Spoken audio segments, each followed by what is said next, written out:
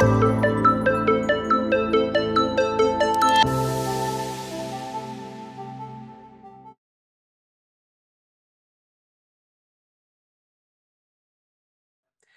everybody. My name is Dr. Adam Gate from The Ohio State University.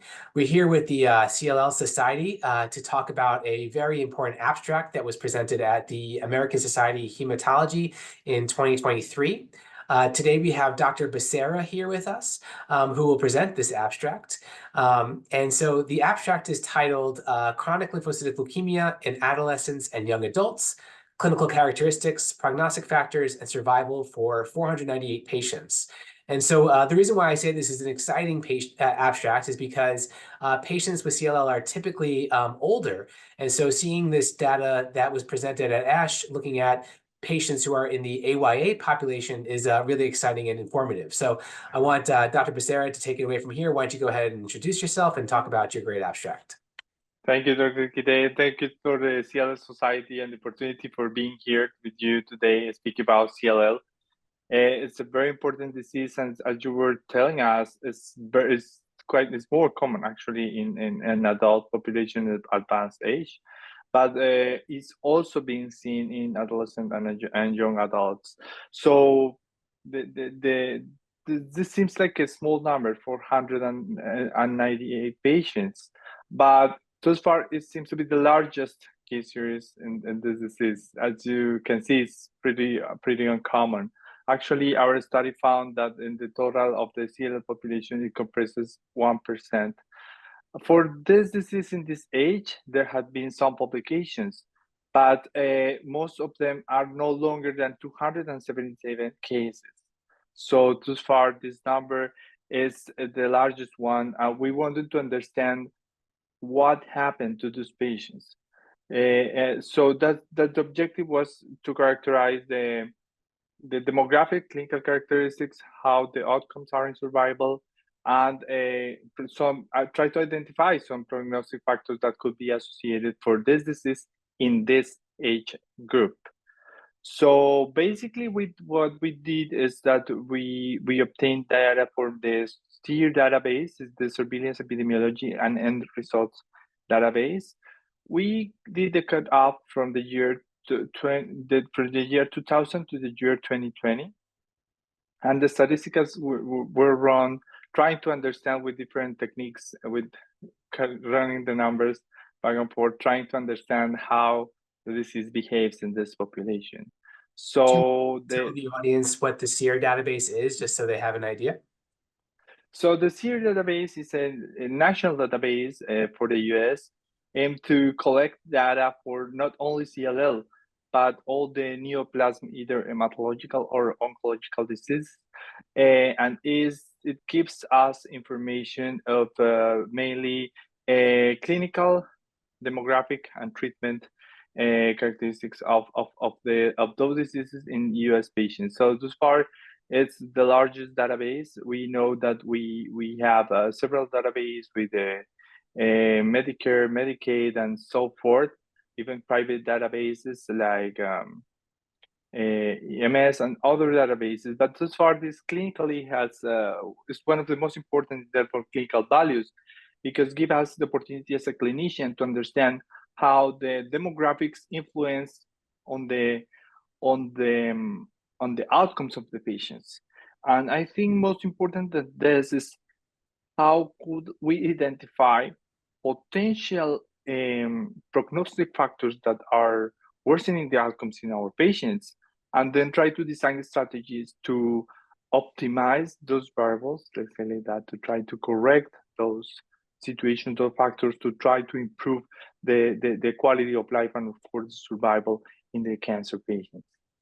Yeah, and just to highlight how many patients are included in the SEER databases, you found 56,000 patients with CLL over the course of 20 years. And of those 56,000, around 500 were in the adolescent and young adult population defined as 15 to 39 years old. So really, it's a very small subpopulation of the big total, but still it shows that this disease does still occur in younger patients, but it's a very small amount of patients as compared to the total patients in the population. So why don't you tell us what you found? What were the key variables that predicted survival for patients who are in this AYA population of patients? Thanks for your question, Dr. Gite. So the first of all, I would like to highlight that yes, the median age of all the CLL population through the 10 years was 69 years, with an entry quartile range of 60 to 78 years. So if a patient, just in the chart we see, oh, it's a CLL patient, probably most of the patients will be around that age. Okay, that's the most important thing. It reflects, the literature reflects the clinical practice. So about the patients that were adolescents and young adults, most important question is how is the survival? So we found that the survival is approximately 90% 5 years and 84% to 10 years, which is really good when we compare with other neoplasms, like, for example, lung cancer, melanomas. Fortunately for those patients, the prognosis seems to be reflected compared to the patients with more advanced age. Okay, so that's a very important thing. Also, we found about specifically for survival, the prior studies that I was talking about in the past, that they were in a small population, but some of the studies said, hey, the age doesn't matter. The younger and adult populations live the same, so we don't need to worry about it or that. But this study, that is the largest population thus far, show us that unfortunately for the people that are more advanced age compared with adolescent and young adults, the probability to die is high, or the opposite. Being said, being younger is better, and we do in statistics to predict that. We found that was statistically significant, 0.42, the hazard ratio. That's the number that we use to understand if there is or there's not a difference between survival. So that number reflects a hazard ratio of 0.4, reflects that that the adolescents and young adults have a better prognosis, independent of other variables, independent of the socioeconomic status, independent on their race, independent on the stage of the disease, independent on different treatment, chemotherapy, some patients even receive radiotherapy and so forth. So independent of all those characteristics that SEER database collect, we found that age is a statistically significant prognostic factor for better prognosis for the younger patients compared with the others. That is something that is pretty remarkable for the study. We also found some differences.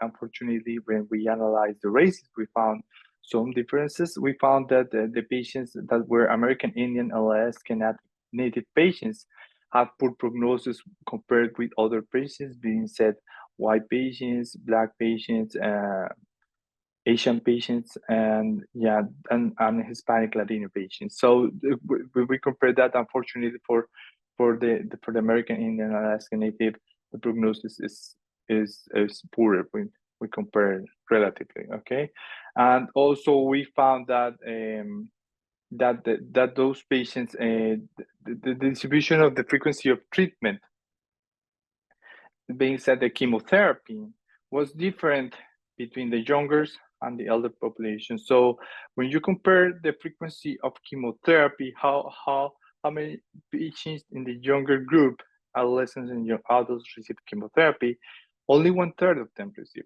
32%.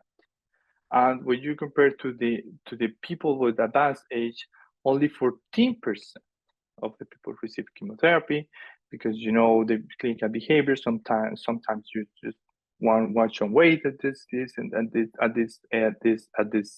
age, which is actually the most common population. But on the other hand, we have the younger patients that receive almost double of chemotherapy. So maybe they talk about the urgency to treat. Maybe the people that has some experience with treating those populations, that they are more fit, they are more they want to make the decisions. You as patients want to receive the treatment, so if it's fit, you can receive it, of course. So maybe people tend to request it more. let's say like that. So it's actually also a shared decision between the physician and the patient, and just the patient. We can kind of try to explain this difference, but definitely this is again a statistically significant difference when we compare the frequency of the treatment of both groups based on age. So I think one thing that you should look at to take home on this too is that, over time, there's been a movement not to use chemotherapy typically for patients with CLL. And so I would imagine that when you look at that time frame, that a lot of those patients who were younger received FCR because we were still using it for younger patients with IGHV mutated status. So one thing that you can do in your further follow-up on the study is take a look to see if the use of chemotherapy changed over time for patients who were younger as compared to older patients. So then imagine that as new data came out using the small molecule inhibitors, that chemotherapy may have decreased its use over time in that younger patient population. So that's something that you definitely should consider looking at as you decide to work on this paper even further. So yeah, this is a really important study. I'm just curious to know, is data collection still ongoing for this study? Has data analysis been completed? When do you suspect that we might see the final result of this particular study?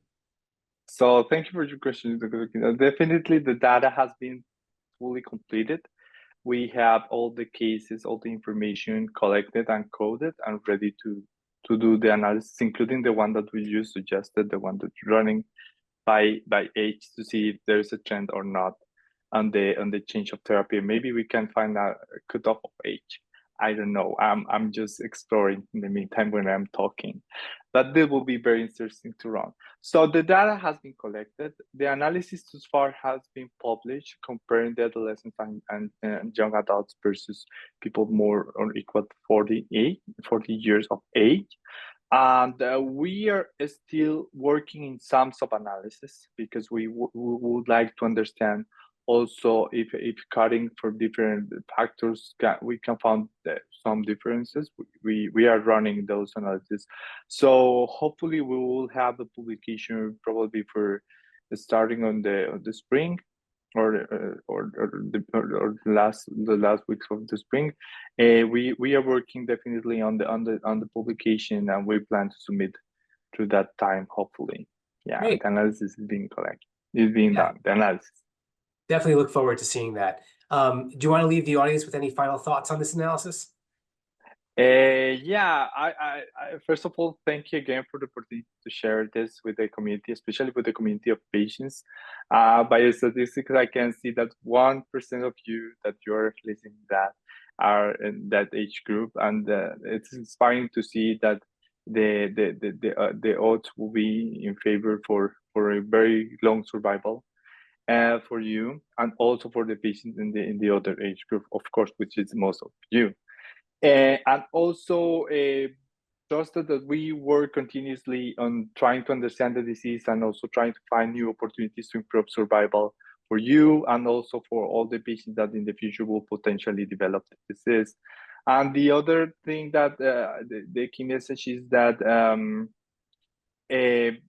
definitely we need to understand if what would happen with the future treatments that are appearing, because most of them are, of course, being studied in the most of the population, but we don't know actually how would behave in this population. So it would be great to have some kind of sub-analysis on this age, particularly because we see that by baseline there is a better prognosis. So we need to understand for the new treatment, this could be only the current effect and not the effect of the treatment, or it is actually benefiting that age group. So it will be a question for talking in the future for the research, and of course to increase the survival and more top of that the quality of life of the patient. We want, I think we all want a newer treatment, but with safer and more efficacious options. We are all on the same page.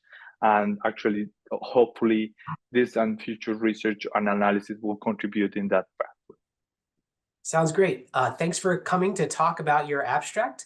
And I think that this is very informative for our patients, so especially if they are younger with CLL. And I just want to thanks everybody for watching this interview with Dr. Becerra. Thanks. Thank you very much for the invitation. Have a wonderful day.